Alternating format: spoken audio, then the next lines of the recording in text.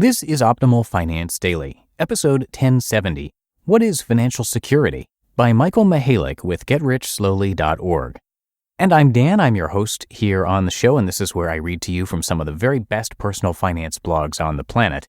And if you have any topic requests for us, a topic you'd like to hear me cover on a future show, please share those at oldpodcast.com. That's oldpodcast.com. And before we continue, I want to tell you about Fundrise, the first investment platform to offer a low-cost and simple way for anyone to access the historically consistent returns of real estate. Fundrise has earned a place on Forbes' list of most innovative companies year after year, and it also received the title Best Real Estate Investment Platform 2019 during the FinTech Breakthrough Awards. I'll share more about how Fundrise is revolutionizing the investment world at the end of the episode. But you can visit fundrise.com/OFD. That's fundrise.com/OFD to have your first 3 months of fees waived. For now, let's get right to the post and start optimizing your life. What is Financial Security? By Michael Mihalik with GetRichSlowly.org. Wouldn't it be great to be financially secure, to never have to worry about money? What would it take to get there? In fact, what exactly is financial security? Ask 10 people to define how much money it takes to attain financial security, and you'll probably get 10 different answers. For some people, financial security is having $10 million in the bank. For others, it's $50 million. I doubt anyone would say $1 million. Being a unimillionaire isn't what it used to be. With the median home price in the United States around $220,000, the median price in my hometown, Seattle, is pushing $425,000. There may not be much left after paying off the mortgage. Even having the full million in the bank earning 5% per year will only produce an income of $50,000 per year. That's not bad, but not enough to jet around the world and party with Paris Hilton, Mick Jagger, and Diddy. What about $10 million? At 5%, that will generate an annual income of $500,000 without working. Now we're talking some real money. The problem with defining financial security in these terms is that having 10 million, 50 million, or even 1 million is a pie-in-the-sky dream for most Americans.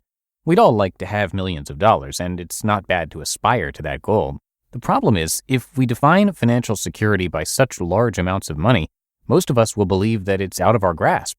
Instead, we should use a realistic definition of financial security that can be achieved whether somebody makes $10,000 a year or $1 million. First, let's look at what financial security is not.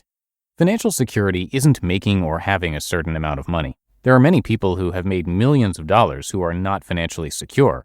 Stories about musicians, superstar athletes, and multi-million-dollar lottery winners who end up in bankruptcy court are so common that they've become a cliché. If someone makes $500,000 a year but spends $600,000, are they financially secure? Of course not. Financial security also isn't limited to being independently wealthy, having servants bring you martinis by the pool, and flying your private jet to Monaco to party with heiresses, supermodels, and rock stars. If that's what you want, then go for it, but this is a very narrow definition of financial security. I prefer a broader definition, one that puts financial security within the reach of anybody with a desire to improve their financial situation and a little bit of discipline. To me, financial security consists of 4 things. 1. Being debt-free. Consider 2 women. Jill makes $35,000 a year. She has $250 in her savings account and owes $10,000 on her credit cards. Joan makes $35,000 a year too. She has $10,000 in her savings account and owes $250 on her credit cards. Which woman do you think feels financially secure? Which sleeps better at night? Certain debt is understandable. Few people have the money to write a check for a car or a house.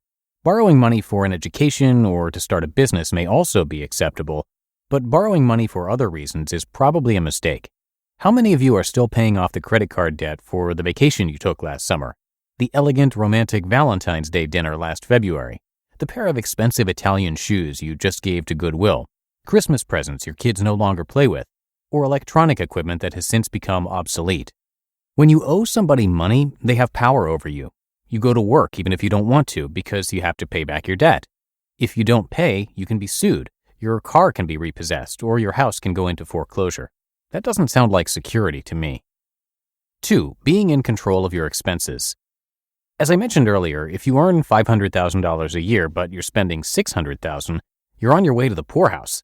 If you control your expenses so that they are less than your income, you can save and invest the extra money, and you're on your way to becoming financially secure. 3. Consistently increasing your savings, assets, or net worth on a monthly basis. Most people have little to show for years or even decades of hard work. For whatever reason, they can't or won't save money, and they're one paycheck away from being destitute.